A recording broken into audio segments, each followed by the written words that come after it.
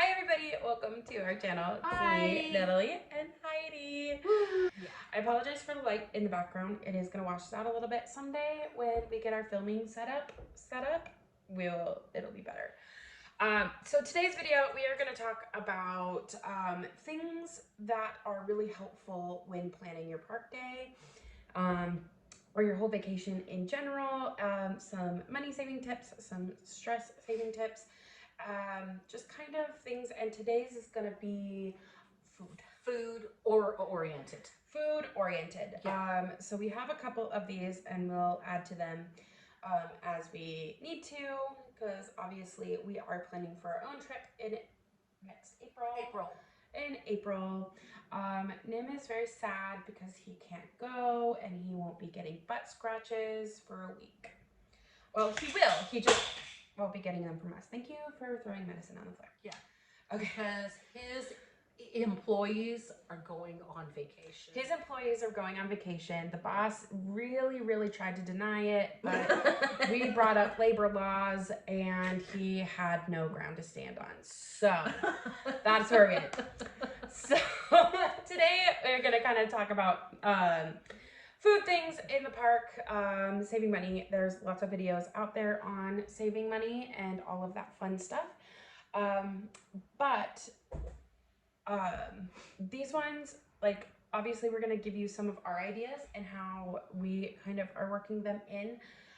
These should be really taken into account. Like, you need to take your family into those calculations when you're doing things. So like, one mistake I think a lot of people fall in is they watch a ton of videos and they're like, we got to do this, and this. When in reality, like, that's not something that has ever worked for their family. So look at your family's daily habits over the planning stage. Like, what are your kids like? What do you see them eat a lot of? What do you see them do a lot of? Because you're going to want to offer them something that they want, so that they're not wanting something expensive.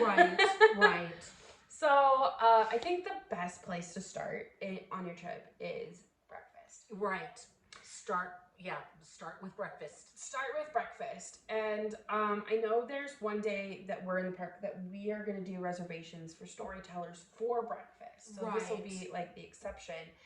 But if you, like, I'm not a huge breakfast person, but I know that I get hungrier earlier when I'm doing a lot of things. Like, it's very, it's a workout. Yeah. There's a lot of activity. There's a lot of stuff going on. So I know I get hungrier earlier. So I like to have something earlier in the morning to push me a little bit farther, so that I don't turn into Betty White on the soccer field. Remember the Snickers commercial? Yes, that was awesome. So a good place to start is out of the park is having a breakfast. Now, these things, we are driving. Disneyland is a day's drive for us. So we're taking a cooler, and we're taking like a basket of food. For us, that might not be sensible for your family if you're flying and you're coming from somewhere else, or maybe you're going to Disney World. But I will say that there are grocery stores nearby both of those places. Yeah. And you can get like food delivery. You can have groceries delivered to your room. We are staying in a hotel that is right across the street from a Target. So we have those options to get those things. And then the second thing I would say is call ahead to the hotel that you've booked and see what accommodations they have within the room for like food storage. So do they have like a mini fridge, or do they have like a drink fridge? Do they have a microwave? Do they have a coffee pot? What do they have? And is there ways to store food? And then kind of plan according to that. So for us, I know the hotel that we stay in has a mini fridge. So we will probably take, lunch meats and cheeses and like cheese sticks and all of those fun things. Also, protein shakes. Protein shakes. I love protein shakes. I'm not a breakfast person, but I will have a protein shake in the morning, which is great, works for me like a meal replacement. Or I use the Premier Proteins. Those are not a meal replacement. They're a protein supplement. So if you're looking for those higher calorie to like really get those calories in the morning, really look at the protein supplements that you're looking at, whether it's a meal replacement or a supplement. But we take those so because it's a quick and easy grab. Instant oatmeal because there's a coffee machine that will hot water provide hot water. Yeah. Cereal and milk if you have a fridge. Breakfast bars are really good too. I know that Breakfast Isles has a huge selection of those. If your hotel offers a continental breakfast, I mean, take advantage of that because they have everything there. Yeah, like waffles, eggs, sausage, bacon, fruit, yogurt, bagels, all of that fun stuff. Yeah. And if it's part of the fee, like continental breakfast is not free. You are paying for that. Yes, you are. So if you don't use your continental breakfast, you still paid for it. I know they say it's free. In addition, no, it's in it. That is all factored into the cost of your stay. Yeah. So take advantage. Like they put the money aside to make that food. Like go get that food. Unless you're like, I'm going to breakfast for like the character thing or something like that. Right. And just make sure you have energy going into the parks. Yeah. It'll save you throughout the day. If you're like, if you don't eat breakfast and you get to the park, like you're gonna want something early in the morning. Then you're gonna want lunch. Then you want dinner, and it adds up over time. And then K-cups. If your hotel has a Keurig, take some K-cups. Especially if you're going with 3 other adults. Yeah. And you're trying to cut down on your Starbucks budget. Right. Yeah. I know I'll be taking K-cups for mornings. But I have cold brew plans throughout the park to try the cold brews that I've seen on Magic Journeys. So I will be getting coffee both, but I won't be ordering Starbucks right off the bat. Right. So that's a good one. And teas and stuff. They do have them. If they have a Keurig machine, they normally have like complimentary. So you can probably go and ask for some more. Restock of those if you like those ones, and then save even more. Right? You didn't have to buy those K-cups. Right. So those are some really good out of park options. And then it doesn't have to just be breakfast. Like in the middle of the day, like it is so easy to leave the park and go somewhere to eat at Disney because Disneyland, Disney World's a little bit different. You're gonna have to work harder for that one. Yeah. Disneyland, that whole Harbor Boulevard is like packed with restaurants. Packed with them. Yeah, like Red Robin. We plan on stopping at Red Robin for sure. Red Robin, especially since like you get like buy 9 burgers, get the 10th free. Yeah, like, we're working on our eventually that'll pay off. Use our rewards and stuff like that. But you can leave. You can eat somewhere else and then go back to the park. Yeah. You don't have to eat at the park. Right. Or you can pack a lunch. You could go over to the Target or have delivered and get like some Lunchables would be a really good packable. Right. Like mini sandwiches, some, goldfish, pretzels, stuff. Yeah. So, those are options if you're really trying to like really tighten that budget to make this happen. I think one of the biggest saves, there's another one which we'll address in a different video. One of the biggest saves is taking food in. Like as long as you follow the rules, no glass containers. Right. No loose ice. No loose ice. You can put ice in a Ziploc baggie. Okay.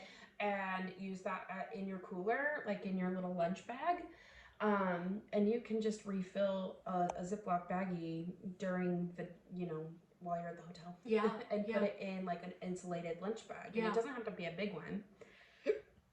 If you are taking like a lunch bag and storing food, make sure that coolers match their guidelines. It's on their website.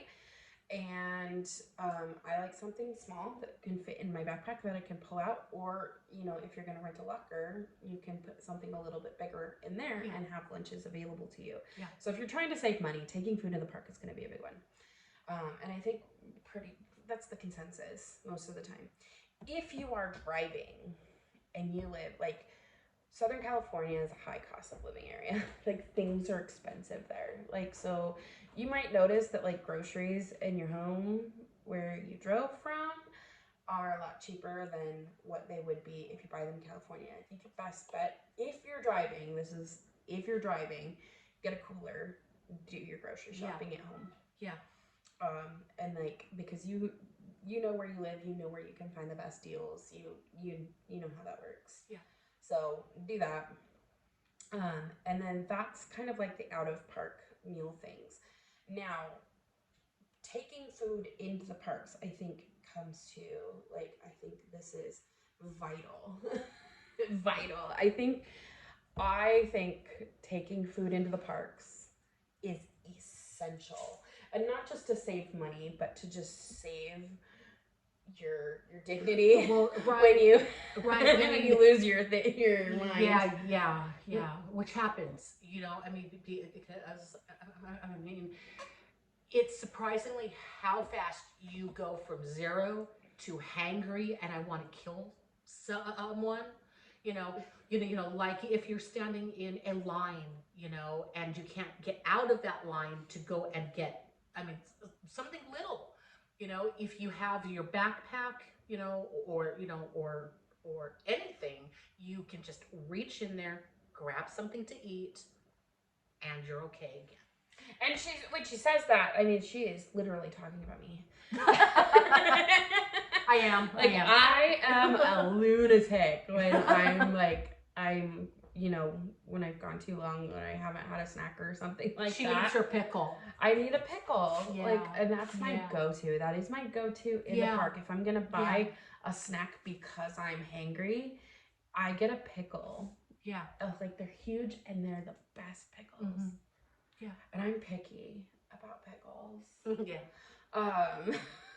So yeah, have snacks available to you. So these are really good too because if you're mobile ordering, there might not be a time slot right away that you can go.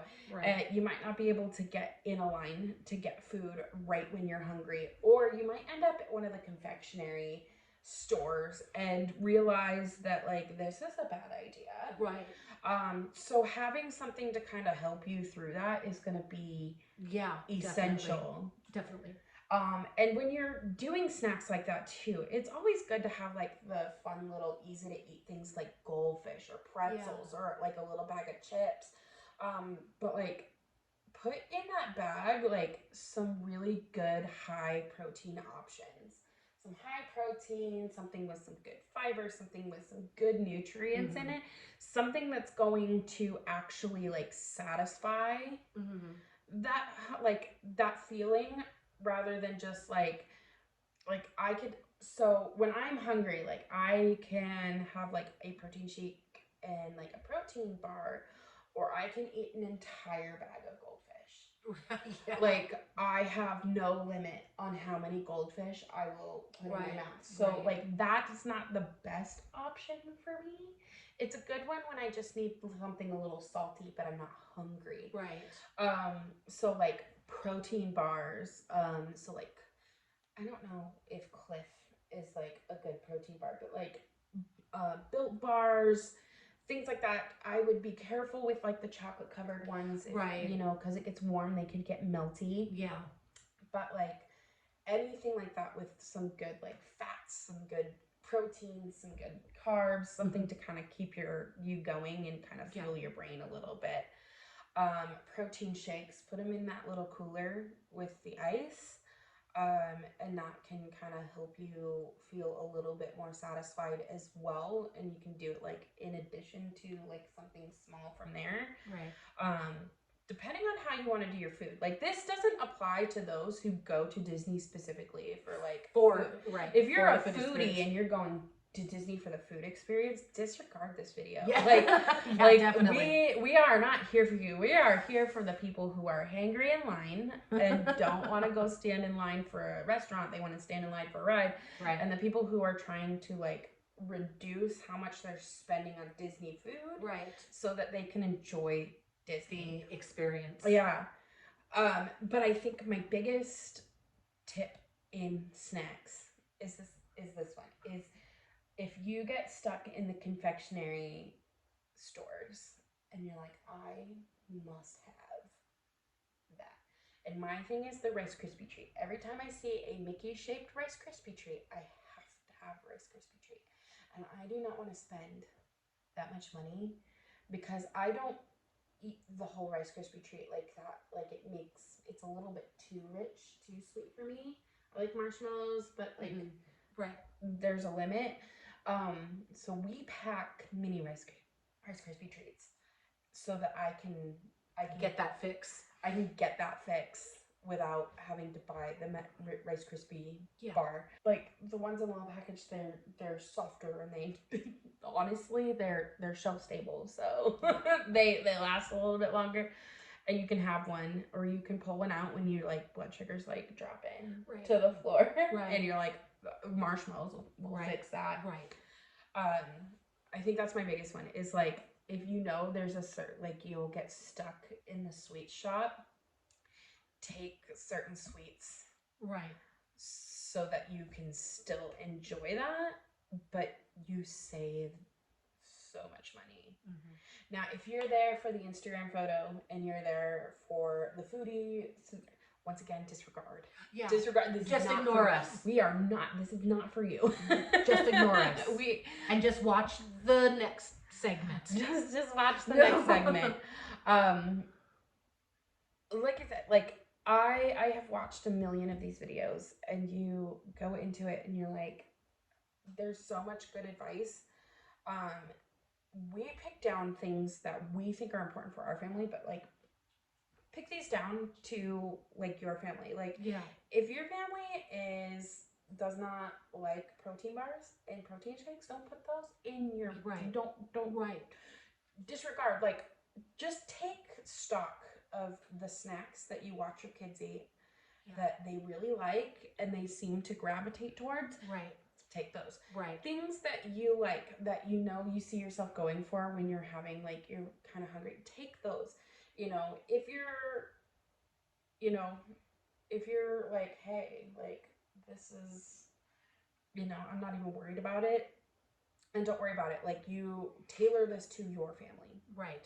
And even us, we're having to like we know how we are together, but our party is extended, so we still have to learn kind of their thing too, so we're doing it because we're trying to save as much money as we can on this. We want to be prepared and we don't want to be overwhelmed. So we're just trying to budget. This is really good for people because a lot of people are having to make sacrifices in the parks in order to be able to enjoy the parks, because it's just so expensive now, and the prices just keep rising on everything. So, these can help you out in those situations. But thank you for coming back or coming and watching our video. We hope to see you in the next one. We will continue kind of this little series on things that, just little planning things and packing things and things to take and stuff like that for your trip to Disney, so that in little chunks it maybe might not be as overwhelming. So hope to see you in the next one, and we'll see you then. Bye. Bye.